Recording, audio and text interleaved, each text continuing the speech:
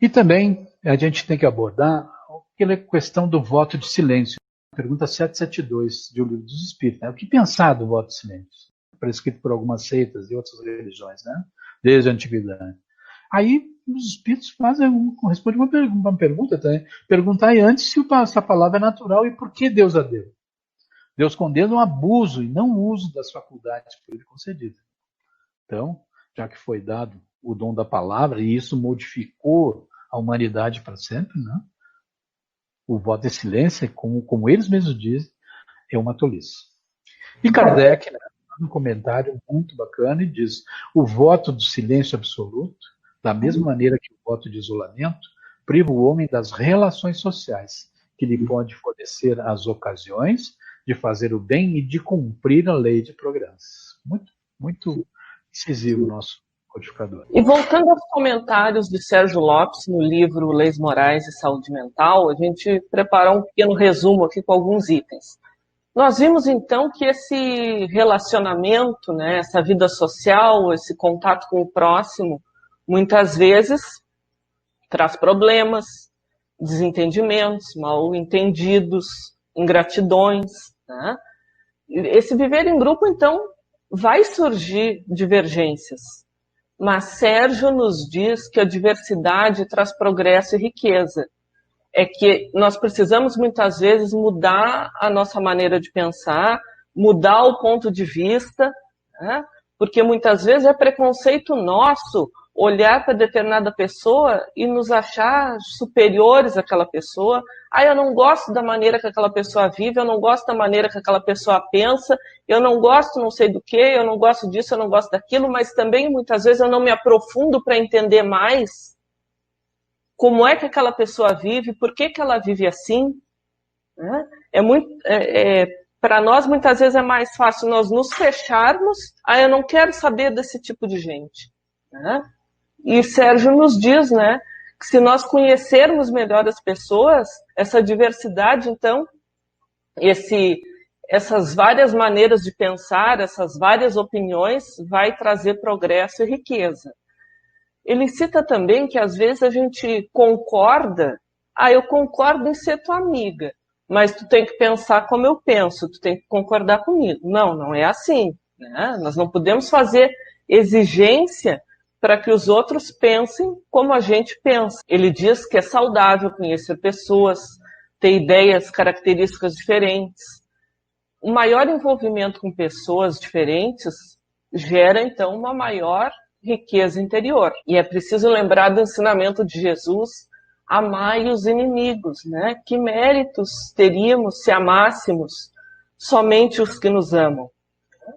Então, desses relacionamentos, dos mal entendidos, às vezes acabam ocorrendo inimizades. Mas é preciso entender, ou pelo menos assim, bom, eu não vou, se o outro lá não quer mais ser meu amigo, tudo bem, mas eu vou querer ele bem. Né? Eu não vou olhar para ele como um inimigo. É o que Jesus quer nos dizer. Às vezes não vai mais ser possível ter aquela amizade como era antes, eu não vou mais conseguir abraçar e ter o carinho, os dois lá, duas pessoas não conseguem mais ser amigos e viver abraçados, não vamos viver abraçados com o inimigo. Vamos respeitar e vamos querer o bem, que ele seja feliz lá, então, se não é possível mais uma amizade, né, pelo menos não vamos desejar o mal. É preciso também refletirmos, e aí o pessoal aí já deve estar fazendo bastante pergunta, mas eu vou lançar uma pergunta que ninguém precisa responder agora, mas é para uma reflexão depois. Como é que está a nossa convivência na sociedade? Né? Ainda que neste momento estejamos assim com várias restrições, né? Não podemos encontrar familiares, amigos, fazer festa, tudo bem, vai passar. E é uma restrição necessária no momento, né? Para não piorar a nossa situação de pandemia. Mas como está o meu dia a dia na vivência em sociedade? Eu me acho melhor que todo mundo? Eu me acho superior, seja porque eu tenho mais estudo, porque o meu saldo bancário é melhor, eu tenho um cargo melhor, eu fico bajulando pessoas que têm um cargo melhor que eu por algum melhor que o meu, por interesse, né? São questões para a gente refletir como é que nós estamos agindo.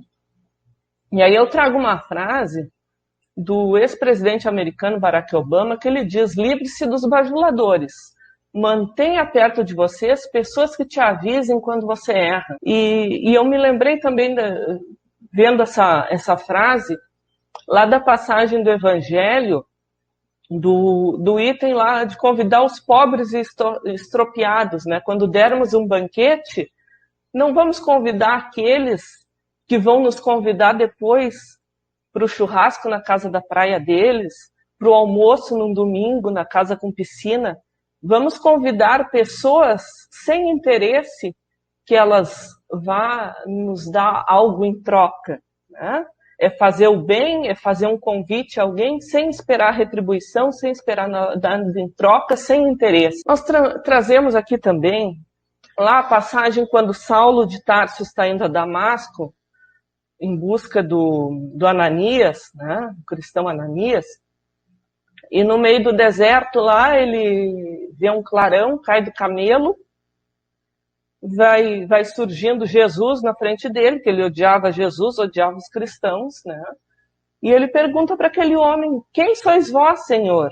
E o Senhor diz: eu sou Jesus.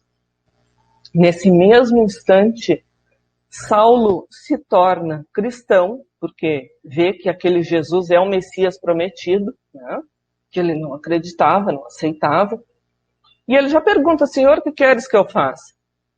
Mas nesse momento, né, Jesus diz para ele: Saulo, não recalcitres contra os aguilhões. O que quer dizer isso? Recalcitrar significa resistir, lutar contra, né? E aguilhões nós podemos entender como inconveniências, dificuldades de viver em sociedade, de lidar com o próximo, de lidar com pessoas difíceis, né?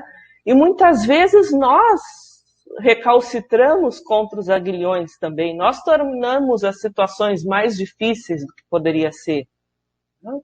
É preciso, então, refletir sobre tudo isso. Não dá tempo aqui de eu falar mais detalhes dessa história do Paulo. Leiam Paulo e Estevão, quem não leu. Quem já leu, lê de novo, sempre é bom. Eu não me canso de ler.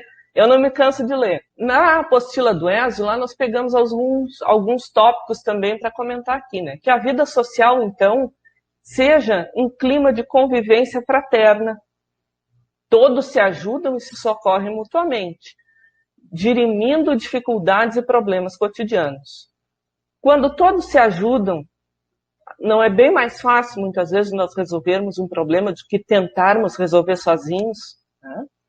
Nas relações sociais, o homem deve fazer o bem, objetivo único da vida. Então, façamos o bem, a caridade, sejamos solidários, né? Tenhamos compaixão, pensemos mais no próximo. Facultado lhe é impedir o mal, sobretudo aquele que possa concorrer para a produção de um mal maior. Porque não basta, né, a gente ficar de braço cruzado e dizer que não faz mal para ninguém.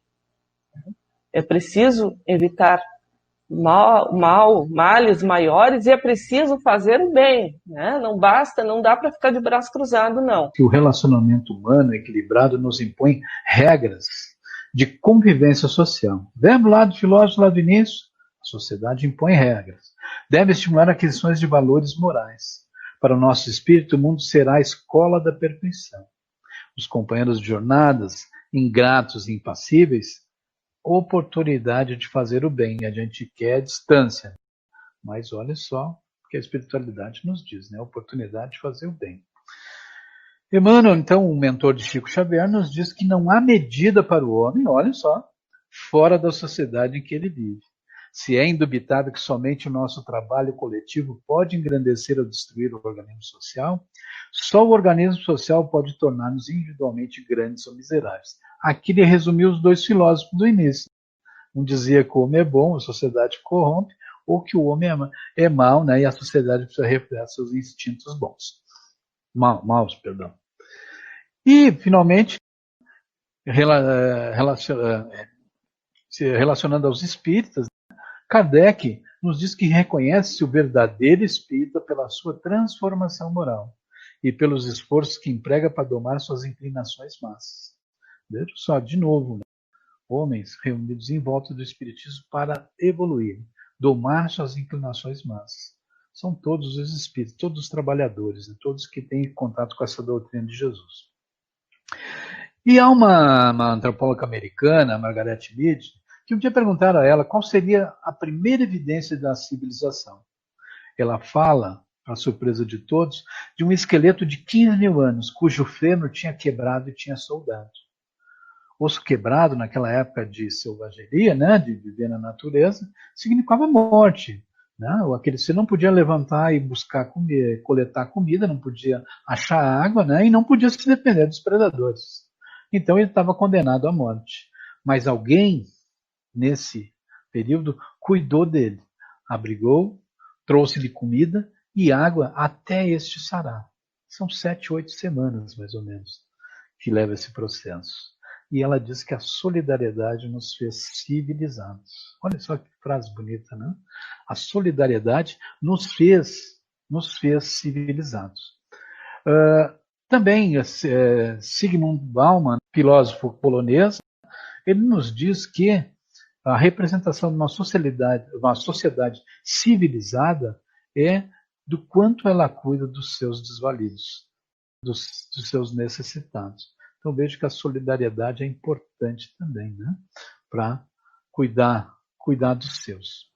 E finalmente vamos terminar com o nosso mestre. Nós começamos lá há 4,5 bilhões de anos, quando a Terra foi criada. Ele está desde lá com a gente. E ele diz: os meus discípulos verdadeiros serão conhecidos por muitos se amarem.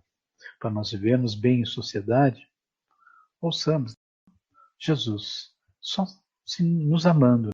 E esse mundo moderno nos diz muito disso. A gente às vezes crueldade, ou mesmo agora que a gente passa na pandemia, de pessoas desfazendo, né, da morte de outras pessoas. Nós precisamos muito nos amar e nos cuidar cada vez mais. Muito obrigado, meus irmãos.